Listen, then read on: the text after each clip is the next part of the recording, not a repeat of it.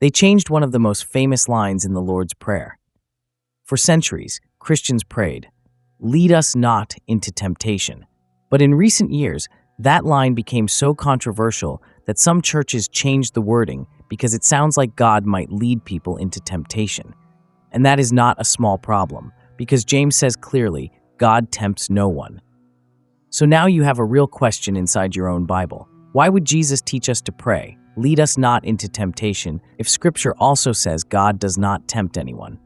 The answer is not to attack the prayer, and it is not to pretend the old wording was meaningless. The answer is in the Greek. But here is the uncomfortable part. The Greek verb really does mean bring or lead into. That part does not disappear. The word that changes the line is the word translated temptation. And once you see what that word means, this prayer becomes sharper, heavier, and much clearer than the English makes it sound. So before we soften the line, we have to face why they changed it.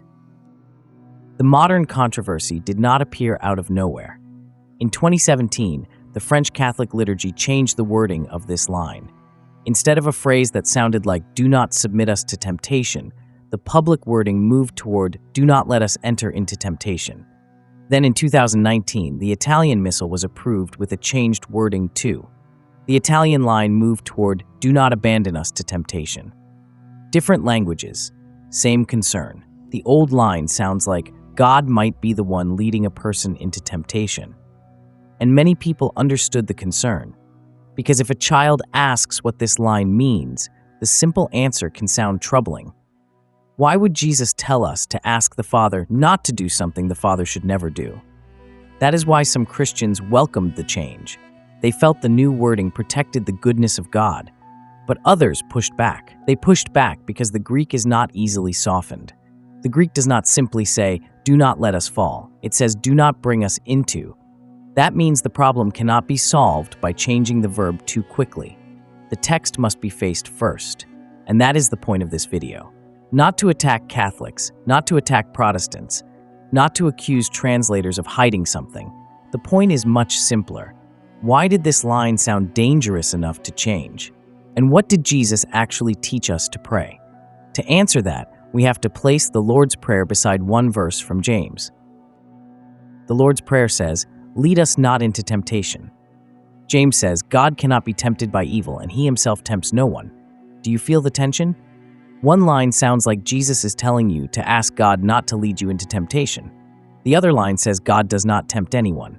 So which is it? Now, the faithful answer is not to throw away either verse. Jesus is not confused. James is not correcting Jesus. Scripture is not asking you to accept a moral contradiction in God. But English can make the contradiction feel stronger than it has to be. Because in modern English, the word temptation usually means a pull towards sin, a lure, an enticement, a desire trying to drag you into what is wrong. So when many readers hear, "Lead us not into temptation," they hear, "God, please do not lead me towards sin." That is the inherited reading, and it is understandable. But if that is all the line means, James becomes a problem. Because James does not say, God usually does not tempt people. He says God tempts no one. So the Old English line leaves the listener with a serious question about God's character. Would the Father ever lure his children toward evil? Jesus says to pray this line. James says God does not tempt.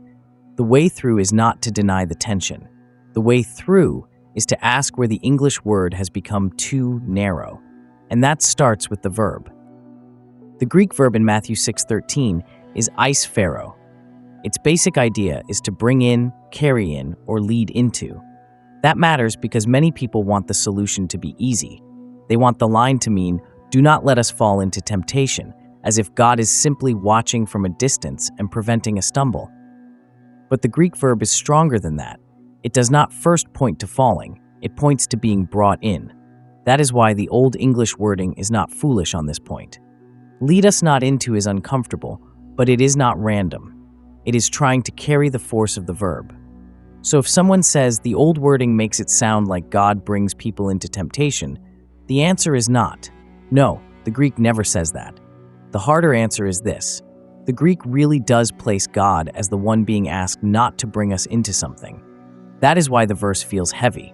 That is why the modern change happened. And that is why we should not resolve the line by making the verb disappear. The verb is not the escape hatch. The verb sharpens the problem. Jesus really taught his disciples to ask the Father, "Do not bring us into," but into what? That is where the English word temptation must be opened, because the correction is not hiding in eisphero, it is hiding in Peirasmos. The word translated temptation is Peirasmos, and Peirasmos is the key. Now this needs to be said carefully. Peirasmos can mean temptation in some contexts. It can describe a moment where evil is pulling at a person. It can sit near the idea of enticement. So the point is not, temptation is always a wrong translation. That would be too simple. The real point is that Peirasmos is wider than our English word temptation usually feels. Its field of meaning includes testing, trial, proving, and being put to the proof. That changes the line. Because temptation in common English makes you think of a sin trap. Peirasmos can make you think of a proving ground. Those are not the same thing. A trap is designed to make you fall. A test reveals what is faithful, what is weak, what is ready, and what is not. This does not make the prayer softer. It makes it more serious. Jesus is not merely teaching you to say, "Father, do not lure me into sin." James already tells you God does not do that. Jesus is teaching you to pray about the testing. And this is where the Hebrew background matters too. The wilderness was not just empty scenery in Scripture.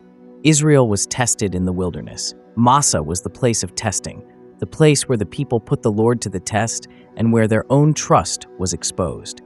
So when Peirasmos carries the sense of trial and proving, it is not an abstract word study detail. It belongs to the Bible's wilderness memory, the place where comfort is stripped down and trust is examined. The question becomes simple. Will you remain faithful when the easy supports are gone? That is why the thumbnail says, temptation? The question mark matters, not because the word is useless, but because English has collapsed a testing word into a sin-only word. And once you see that, the next scene in Scripture becomes the receipt, because Jesus himself was led into the wilderness. Matthew 4 says Jesus was led up by the Spirit into the wilderness to be tempted by the devil. That sentence holds the whole distinction. The Spirit leads Jesus into the wilderness. The devil tempts him there. Do not rush past that. The Spirit is not the tempter. The devil is the tempter. But the Spirit does lead Jesus into the testing ground. That is why Matthew 4 matters so much for the Lord's Prayer. The thing Jesus teaches his disciples to pray about is not theoretical. He lived it. He entered the wilderness. He fasted. He was pressured. He was confronted. He answered with Scripture. His fidelity was put to proof. And the text does not present God as the one whispering evil into his ear. The tempter does that. The testing ground is where the difference becomes visible. This is why the Lord's Prayer cannot be reduced to, "Do not let me feel desire." It is bigger than that. It is a prayer about being brought into the proving place, the wilderness, the pressure, the place where loyalty is tested, the place where the enemy may tempt, but God is not the source of evil. Once you see Matthew 4, James begins to make more sense. God does not entice toward evil, but Scripture does show Spirit-led testing. That distinction matters, because if you collapse testing and enticement into the same English word, the Father starts to look like the tempter. But if you separate them, the text becomes clearer. The Father may bring a person to the place of proving. The evil one is the one who twists the proving into temptation. And Jesus knew this pattern so deeply that he repeated the warning in Gethsemane. In Luke 22, Jesus enters another kind of wilderness, not sand this time, Gethsemane. And there he tells his disciples, "Pray that you may not enter into temptation." The word is the same field, Peirasmos. Pray that you may not enter the testing. This matters because Gethsemane is not a casual moment. The disciples are not simply being warned about a random bad habit. They are about to face fear, confusion, violence, betrayal, and the collapse of everything they thought was about to happen. Their loyalty is about to be proved. Peter thinks he is ready. The others think they are stronger than they are. But Jesus sees the testing before they do, so he tells them to pray. Not because God is about to lure them into evil, but because the hour of proving is near. And then the disciples sleep. They do not watch, they do not pray, and when the pressure arrives, they scatter. That is Peirasmos in lived form. a moment where what is hidden becomes visible, a moment where intention meets pressure, a moment where the heart is not discussed in theory but proved in reality. So now the Lord's Prayer has two witnesses. The wilderness shows Jesus entering the testing. Gethsemane shows Jesus warning his disciples not to enter it. And with those two scenes in place, we can finally return to James, because James was not denying that testing exists.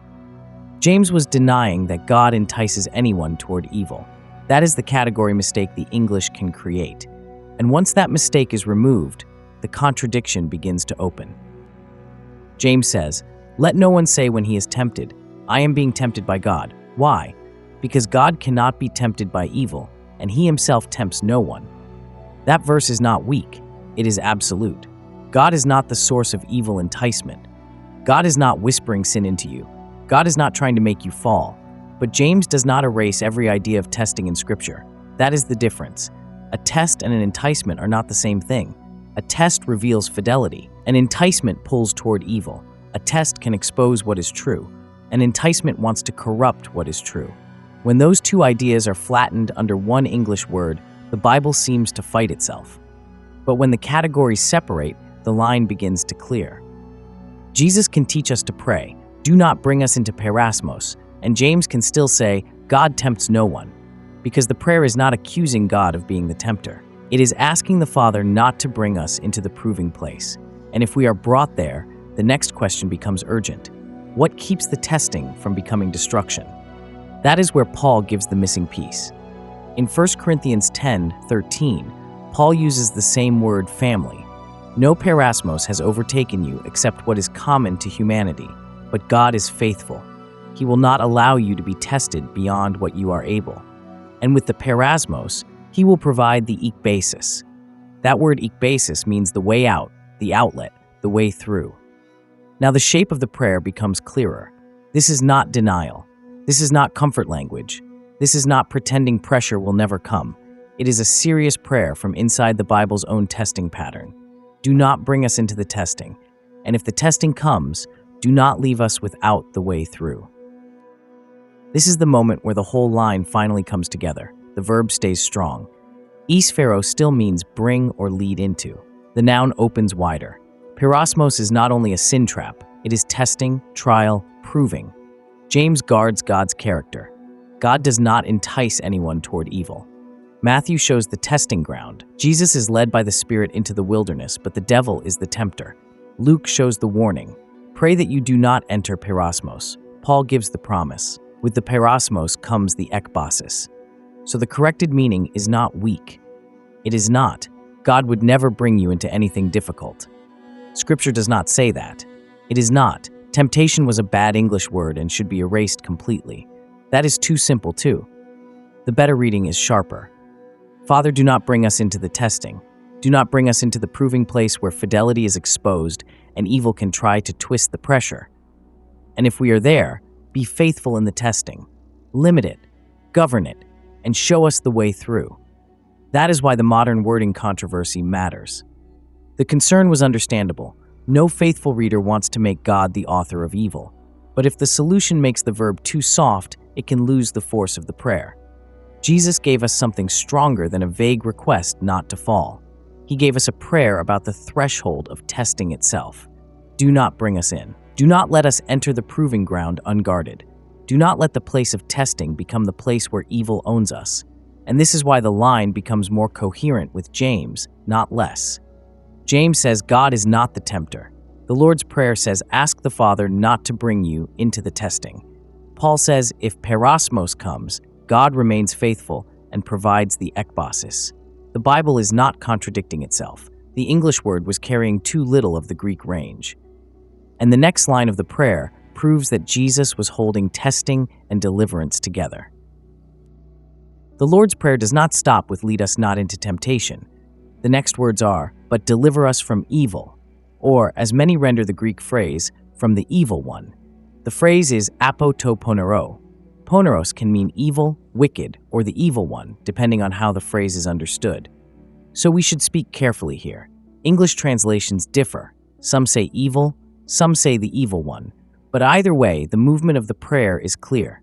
The two petitions belong together. Do not bring us into the Peirasmos. Deliver us from poneros. Do not bring us into the testing. Deliver us from evil or from the evil one. Now, Matthew 4 makes even more sense. Jesus is led into the wilderness. The devil tempts him there. Testing and evil pressure meet in the same scene, but they are not the same source. That is why the prayer is so precise. It does not say, there will be no wilderness.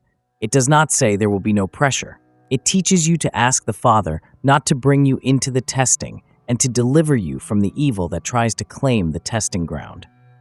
That is also why this line deserves its own companion study. Because deliver us from evil is not just an ending phrase, it is the matched answer to Peirasmos. The prayer moves from testing to deliverance, from the proving place to the rescue of God, from the place where fidelity is exposed to the God who does not abandon his people there. And now the final question is practical. How do you pray this line now, once you know what the word is carrying? Do not make the line smaller, make it clearer. When you pray, lead us not into temptation. Hear the weight of the Greek. Do not bring us into the testing. Do not bring us into the proving place. Do not let us enter the wilderness where pressure exposes what is weak and evil tries to turn the trial into a fall. That is not a soft prayer. That is a sober prayer. And when pressure comes, name it carefully. This is Peirasmos. This is a testing. This is a proving. That does not mean every painful thing is automatically sent by God. Do not overstate the point. But it does mean you do not have to misname every pressure as God tempting you. James will not allow that. God is not enticing you toward evil. God is not trying to corrupt you. God is not the tempter. So if the pressure is real, ask the next question Paul gives you. Where is the ekbasis? Where is the way through? Not always the instant escape. Not always the removal of every hard thing. The way through. The faithful step.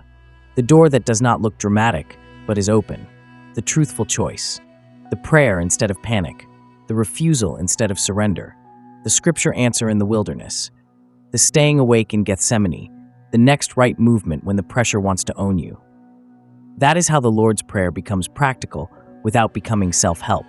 It is not a technique. It is prayer shaped by the text. Father, do not bring me into the testing, and if I am in the testing, do not let evil claim it. Show me the way through. Deliver me from evil. Deliver me from the evil one. Now, the old line no longer has to sound like God might lure his children into sin, and the changed line no longer has to be treated as the only way to protect God's goodness. The Greek gives you a stronger answer. The verb remains uncomfortable. The noun becomes clearer. The contradiction with James is resolved. God does not tempt anyone toward evil, but Scripture knows the testing ground. Jesus entered it. The disciples were warned about it. Paul promised the way through it. So when you hear the line now, hear it with its full weight. Lead us not into Peirasmos. Do not bring us into the testing. And if we stand in the place of proving, deliver us from poneros. This is why the Lord's Prayer deserves to be opened line by line, because this is not the only wording problem sitting inside the prayer. If you want the next piece, watch the video called The Lord's Prayer Was Rewritten in 382 AD. Nobody caught it. That video opens another layer of the same prayer tradition, and it belongs beside this one. For now, the weight lifts from this line. Jesus was not teaching you to fear that the Father might tempt you toward evil. He was teaching you to pray with clarity before the testing, and with trust if the way through must be found.